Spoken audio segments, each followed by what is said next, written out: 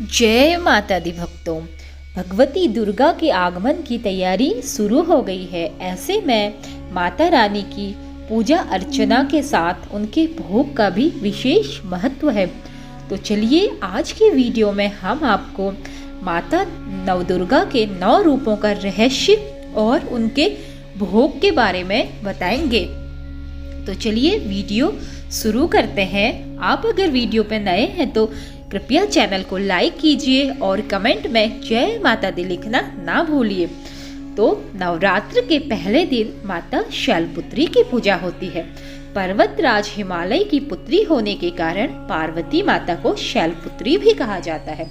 निश्चित ही किसी भी स्त्री का पहला परिचय उसके पिता से ही होता है। पिता के घर में रहकर पुत्रियां बहुत कुछ सीखती हैं। माता पार्वती ने भी वहां से बहुत कुछ सीखा। तो चलिए अब ये बताते हैं कि माता शैलपुत्री का भोग क्या है। माता शैलपुत्री को घी का भोग लगाना चाहिए जिससे भक्त निरोगी रहते हैं। माता का दूसरा दिन है ब्रह्मचारिणी का।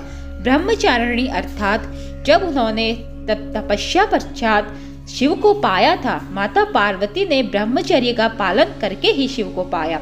तो बचपन से युवावस्था तक हमें माता ब्रह्मचारिणी यह सीख देती है कि हमेशा ब्रह्मचर्य धर्म का ही पालन करना चाहिए। और माता ब्रह्मचारिणी को सफेद मिष्टान का भोग लगाना चाहिए। सफेद मिष्टान का भोग लगाने से लंबी आयु का वरदान मिलता है। अब जानते हैं नवरात्र के तीसरे दिन माँ चंद्रघंटा की महिमा। जी हाँ, नवरात्र के तीसरे दिन माँ चंद्रघंटा की पूजा होती है। चंद्रघंटा जिनके मस्तक पर चंद्र के आकार का तिलक है, यह उसका प्रतीक है कि माता अपने पति शिव जिन्होंने चंद्र धारण कर रखा है वे भी उनके ही समान तेजस्वी हैं। तो चलिए अब हम आपको बताते हैं कि माता चंद्रघंटा को मेवा युक्त खीर या सफेद वस्तुओं का भोग लगाना चाहिए। ऐसा करने से समस्त दुखों से मुक्ति मिलती है। अब माता का चौथा स्वरूप है कुष्मांडा। ब्रह्मांड को उत्पन्न करने की शक्ति प्राप्त करने के बाद ही उन्हें कुष्मांडा कहा जाने लगा। प्रत्येक महिला जब गर्भ धारण करती है तो वह कुष्मांडा माता की तरह होती है। जन्म देने वाली शक्ति माँ कुष्मांडा के उदर में ब्रह्मांड को उत्पन्न करने की शक्ति है।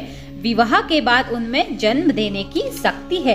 तो चलिए जानते हैं कि कुष्मांडा को किस चीज का भोग लगाना चाहिए। तो माँ कुष्मांडा को मालपुआ का भोग लगाना चाहिए जिससे निर्णय लेने की क्षमता में वृद्धि होती है। माता का अगला स्वरूप है स्कंद माता। माता पार्वती के पुत्र कार्तिकेय का नाम स्कंद भी है, इसीलिए वे स्कंद की माता कहलाती है। प्रत्येक महिला जब अपने बच्चे को जन्म देने की प्रक्रिया से गुजरती है तो वह किसी न किसी की माता ही बनती है। माता होना सबसे बड़ा सुख है। और माता स्कंद माता को केले का भोग लगाना चाहिए जिससे उत्तम संतान की प्राप्ति होती है। और माता का छठा रूप है माँ कात्यायनी। यज्ञ की अग्नि में भस्म होने के बाद महर्षि कात्यायन की तपस्या से प्रसन्न होकर माता ने उनके यहाँ पुत्री के रूप में जन्म लिया था, इसीलिए वह कात्यायनी कहलाई। हर महिला के जीवन में संघर्ष और विपदाएं तो आते रहती है, खासकर जब वह विवाहित हो जाती है या किसी बच्चे की माँ बन जाती है। यह उसका दूसरा ही जन्म होता है। तो चलिए जानते हैं माँ कात्यायनी का भोग क्या है। माँ कात्यायनी को शहद और पान का भोग लगाना चाहिए। ऐसा करने से जीवन में आ रही कठिनाइयों का नाश होता है। अब हम बात करेंगे माता के अगले स्वरूप का। माता के अगला स्वरूप है माँ कालरात्रि। माँ पार्वती देवी काल अर्थात इस तरह के संकट का नाश करने वाली है, इसीलिए इसे कालरात्रि कहा जाता है। प्रत्येक महिला संघर्ष और संकटों से गुजरकर अपने परिवार की हर तरह से रक्षा करती है। महिला में वह एक अद्भुत शक्ति है जो अपने पति और पुत्र को अपनी इच्छा से सुरक्षित रखती है और उन्हें सही मार्ग दिखाती है। तो चलिए अब जानते हैं कि माँ कालरात्रि को हमें किस चीज का भोग लगाना चाहिए। माँ कालरात्रि को गुड़ व नींबू का भोग लगाना चाहिए। तो अब माता के अगले स्वरूप का वर्णन करते हैं, वह है महागौरी। तो कठोर तप करने के बाद जब उसका वर्ण काला पड़ गया, तब शिव ने प्रसन्न होकर इनके शरीर को गंगा जी से पवित्र जल से मलकर धोया। तब वह विद्युत प्रभा के समान अत्यंत कांतिमान गौर सा हो उठा। तभी से इनका नाम महागौरी पड़ा। हर वह महिला जो अपने पति के लिए व्रत, उपवास और धर्म के कार्य करती है, वह महागौरी का अवतार है। महागौरी माता को नारियल का भोग लगाना चाहिए। इससे संतान सुख में वृद्धि होती है और पति की आयु लंबी होती है। तो चलिए अब जानते हैं माता का अगला स्वरूप है सिद्धिदात्री। माता का यह 9वां रूप है। जो भक्त पूर्णतः उन्हीं के प्रति समर्पित रहता है, उसे वे हर प्रकार से रिद्धि सिद्धि दे देती हैं। इसीलिए उन्हें सिद्धिदात्री कहा जाता है। इसी तरह जिस घर परिवार के सदस्य अपने घर की माताओं का आशीर्वाद लेते रहते हैं और उन्हें किसी भी प्रकार से दुखी नहीं करते हैं, तो वे जीवन के हर क्षेत्र में सफलता पाते हैं। तो चलिए जानते हैं कि सर्व सिद्धि को देने वाली माता को किस चीज का भोग लगाया जाता है। तो सिद्धिदात्री माता को अनार का भोग लगाना सर्वोत्तम होता है।